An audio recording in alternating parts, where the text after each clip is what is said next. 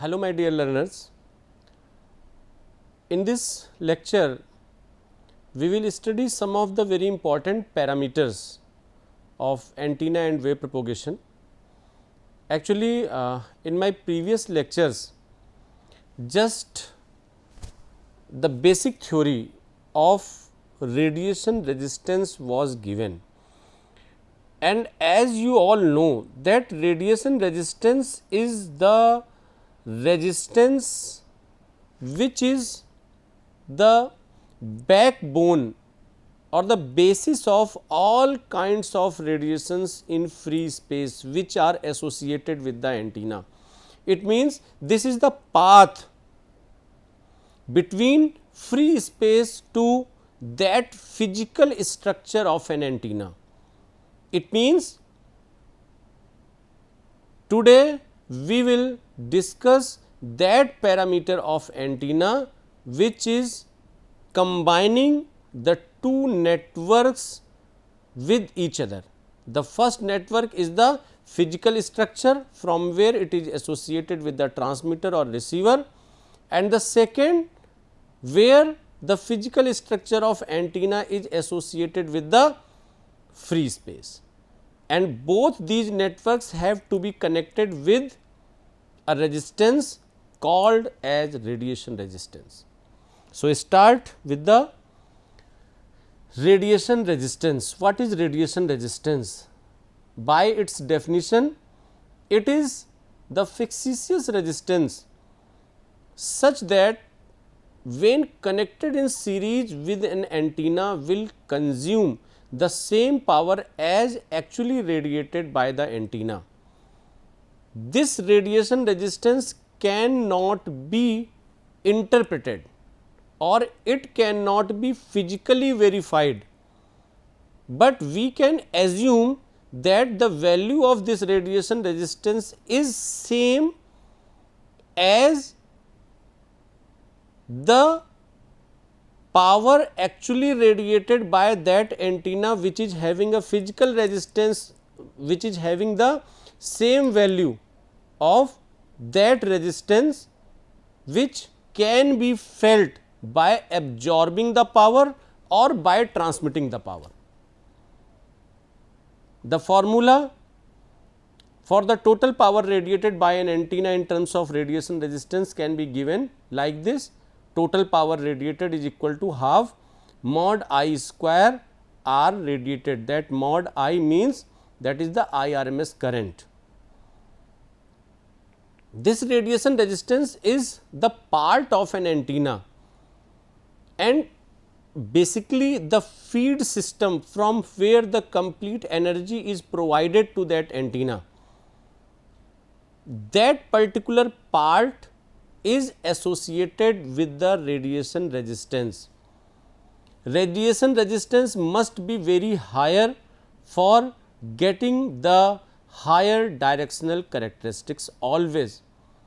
That is why in the design part of an antenna we usually prefer the multifold dipoles in a single antenna. Its very suitable example is folded dipole antenna. A single dipole antenna is having a radiation resistance of 73 ohm only, but the folded dipole antenna is having 4 times radiation resistance of a dipole antenna. So, the radiation resistance is a property of an antenna which actually increases the radiation characteristics or directional characteristics of the antenna. Next parameter is bandwidth. Obviously, we have discovered the beam width parameter for an antenna in our previous lectures, which was really a very important aspect to define the directional characteristics. But in the same way, every antenna cannot work for every frequency. All the antennas are specified for the particular application for a given range of frequencies, all the operations related to that antenna can work only in that range of frequency of operation.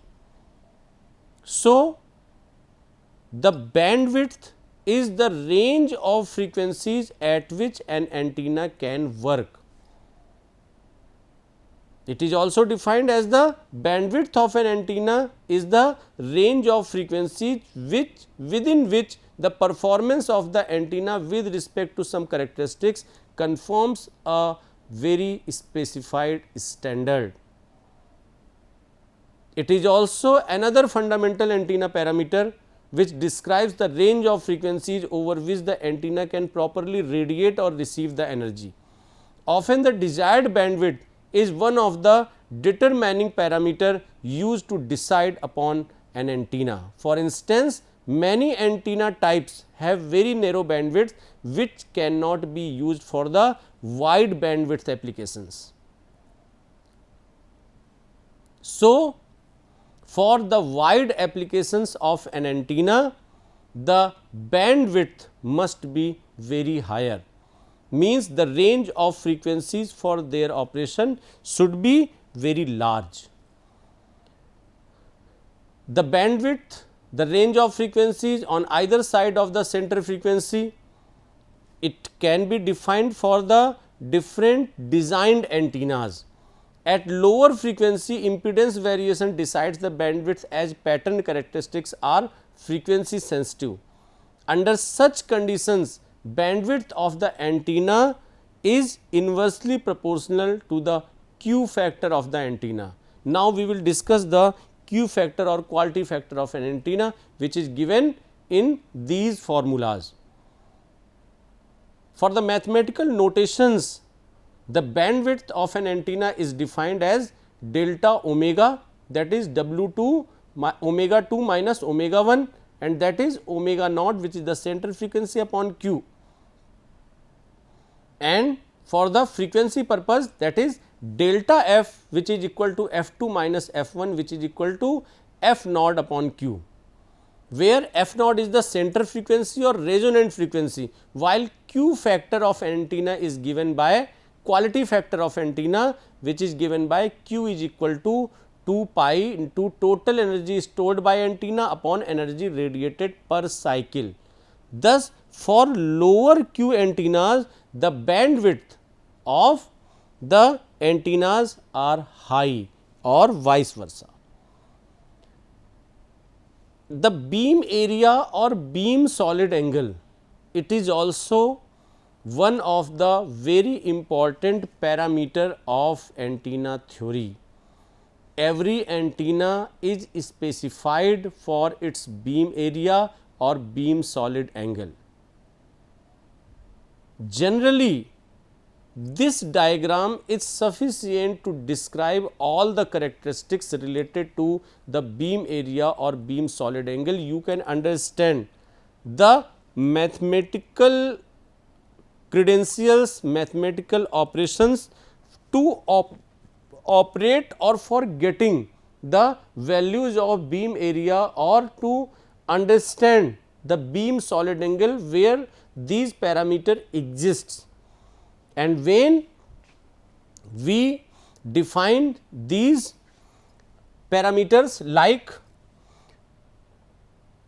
everything is specified in the spherical coordinate system, you can understand the different planes, elevation plane, azimuth plane, theta, phi, the differential surface area, the antenna situated or positioned here, a particular point P where the different properties are calculated, and for all these here the parameters like differential area is defined as the r square sin theta d theta d phi.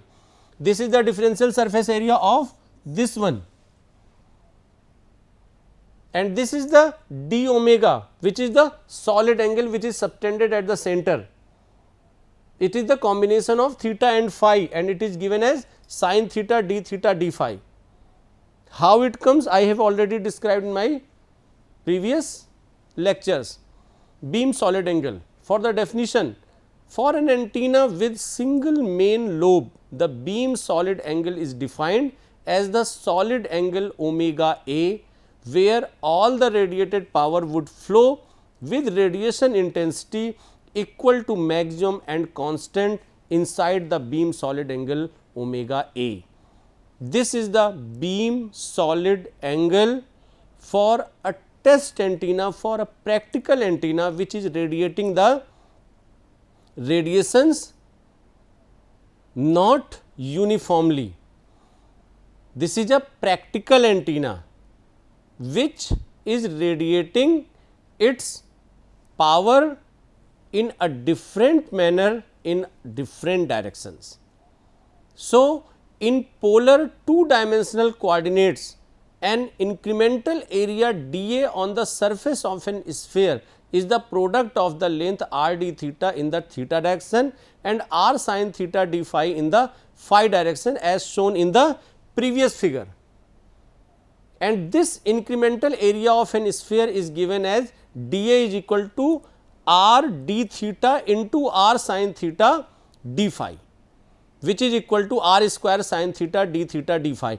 It means this is the incremental area. This incremental area is defined for defining the differential surface area to calculate the total power or to calculate any parameter on the basis of all the components which are adjoined together to define the characteristic for a complete sphere. Generally, solid angle is nothing but angle subtended by an elementary area on a sphere, which is given in the previous figure. Mathematical notation for beam solid angle is given like this: omega A is equal to, that is, integration of f theta phi d omega, where f theta phi is equal to p average theta phi upon p max. The beam solid angle of an antenna is given by the integral of the normalized power pattern over a sphere 4 pi, that is omega E is equal to double integration p n theta phi d omega. Here we have not to confuse with the p n theta phi or f theta phi. All these parameters are defined for the radiation intensity, means normalized power pattern. It is simply an expression to define the pattern, where omega is equal to 4 pi for the complete sphere and 4 pi is the total solid angle subtended by an sphere in steradian. And this is the whole formula where p n theta phi is the normalized power pattern, that is omega A is equal to the limits for theta and phi are defined like this: phi equal to 0 to 2 pi and theta equal to 0 to pi, and this is p n theta phi sin theta d phi. This is the beam solid angle formula, and here we define the beam area. Beam solid angle and beam area both are the interchangeable parameters. The values, the pattern, the configuration, the expression, all are mostly same, but the terminology which is used to define it is slightly different in that way, where beam area is the solid angle through which all the power radiated by the antenna would stream if p theta phi maintained its maximum value over omega and was 0 elsewhere. The radiated beam of the antenna comes out from an angle at the antenna known as solid angle, where the power radiation intensity is maximum. This solid angle is termed as the beam area. It is represented by omega A, and beam area, beam solid angle, both are the interchangeable terms, and in the formula as power radiated, here we can understand the basic theory of beam solid angle and beam area like this. The formula for the beam area is given here, omega A is equal to 0 to 2 pi, 0 to pi, 0 to 2 pi is the limit for the phi and 0 to pi is the limit for theta, and this is p pi theta phi d omega watts, and d omega is equal to sin theta d phi watts, where omega A is the solid beam angle, theta is the function of angular position and phi is the function of radial distance. It means the beam area and beam solid angle both can be defined with the help of each other. The beam efficiency, it is also a very important parameter to describe the radiation characteristics of an antenna. Basically, the beam efficiency states the ratio of the beam area of the main beam to the total beam area radiated, where the energy when radiated from an antenna is projected according to the antenna's directivity. The direction in which an antenna radiates more power has maximum efficiency, while some of the energy is lost in the side lobes, which we have to eliminate. And for eliminating the different lobes except the major lobe of the radiation pattern, we use the antenna arrays. By using the different configurations of antenna arrays, we can eliminate the minor lobes, side lobes, back lobes and other unwanted or undesired region of distribution of power from the antenna's radiation pattern. The maximum energy radiated by the beam with minimum losses can be termed as beam efficiency, and the mathematical expression for the beam efficiency is given as eta B is equal to omega mb upon omega A, where omega mb is the main beam efficiency and the omega A is the total solid beam angle, beam area, and this omega mb is the beam area of the main beam, and these particular parameters are defined in the last slide of this lecture as everything which is defined in this lecture are cumulated, summarized in the form of these formulas. Actually, all these terms, either it may be beam area, main beam area, minor lobes areas, main beam efficiency, all these terms are mathematical expressions, and these mathematical expressions are defined with the help of radiation intensity for the different directional terms as theta and phi. So, these are the mathematical expressions which are given in this slide. We have to use it and we have to implement for the different numerical problems, then we can easily understand the significance of these formulas for the beam area, beam solid angle, beam efficiency, main beam efficiency and the other parameters. So, it was all about the parameters of antenna in terms of its directional characteristics, its directional properties for the beam solid angle, beam area, beam efficiency and other factors.